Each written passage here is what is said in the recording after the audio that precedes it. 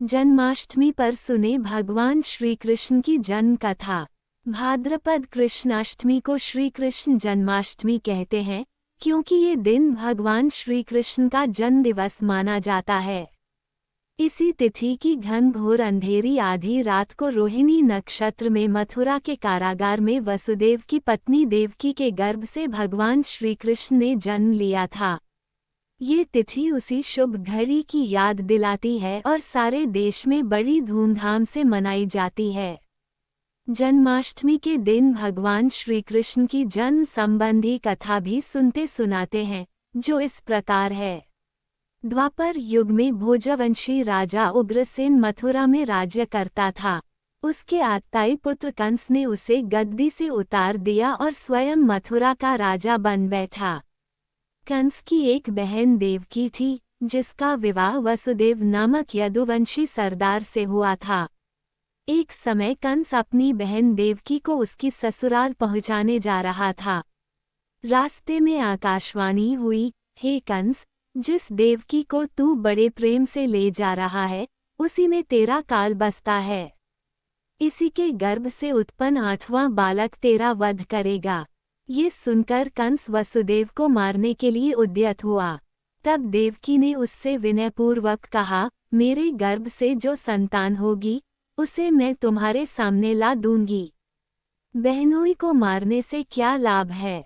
कंस ने देवकी की बात मान ली और मथुरा वापस चला आया। उसने वसुदेव और देवकी को कारागृह में डाल दिया। वसुदेव देवकी के एक एक करके 7 बच्चे हुए और 7 को जन्म लेते ही कंस ने मार डाला।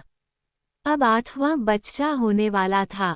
कारागार में उन पर कड़े पहरे बैठा दिए गए। उसी समय नंद की पत्नी यशोदा को भी बच्चा होने वाला था। उन्होंने वसुदेव देवकी के दुखी जीवन को देख 8वें बच्चे की रक्षा का उपाय रचा। जिस समय वसुदेव देवकी को पुत्र पैदा हुआ, उसी समय संयोग से यशोदा के गर्भ से एक कन्या का जन्म हुआ, जो और कुछ नहीं सिर्फ माया थी। जिस कोठरी में देवकी वसुदेव कैद थे, उसमें अचानक प्रकाश हुआ और उनके सामने शंख, चक्र, गदा, पद्म धारण किए चतुर्भुज भगवान प्रकट हुए। दोनों भगवान के चरणों में गिर पड़े। तब भगवान ने उनसे कहा, अब मैं पुनः नवजात शिशु का रूप धारण कर लेता हूँ।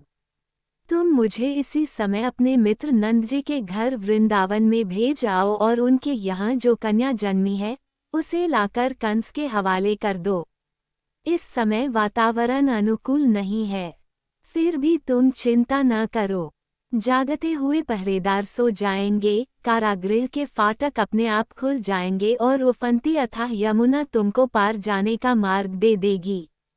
उसी समय वसुदेव नवजात शिशु रूप श्री कृष्ण को सूप में रखकर कारागृह से निकल पड़े और अथाह यमुना को पार कर नंद जी के घर पहुँचे।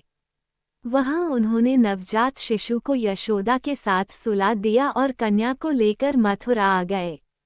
कारागृह के फाटक पूर्ववत बंद हो गए। अब कंस को सूचना मिली कि वसुदेव देवकी को बच्चा पैदा हुआ है। उसने बंदीगृह में जाकर देवकी के हाथ से नवजात कन्या को छीनकर पृथ्वी पर पटक देना चाहा, परंतु वह कन्या आकाश में उड़ गई और वहां से कहा, अरे मूर्ख, मुझे मारने से क्या होगा। तुझे मारने वाला तो वृंदावन में जा पहुंचा है। वह जल्द ही तुझे तेरे पापों का दंड देगा। ये है कृष्ण जन्म की कथा। दोस्तों, आपको हमारे कथा संग्रह कैसे लग रहे हैं? अगर आपको अपने सनातन धर्म से जुड़े कथाओं को सुनना पसंद हो तो वीडियो को लाइक करें, शेयर करें और ऐसे ही नई कथाएं सुनने के लिए चैनल को सब्सक्राइब करें। धन्यवाद।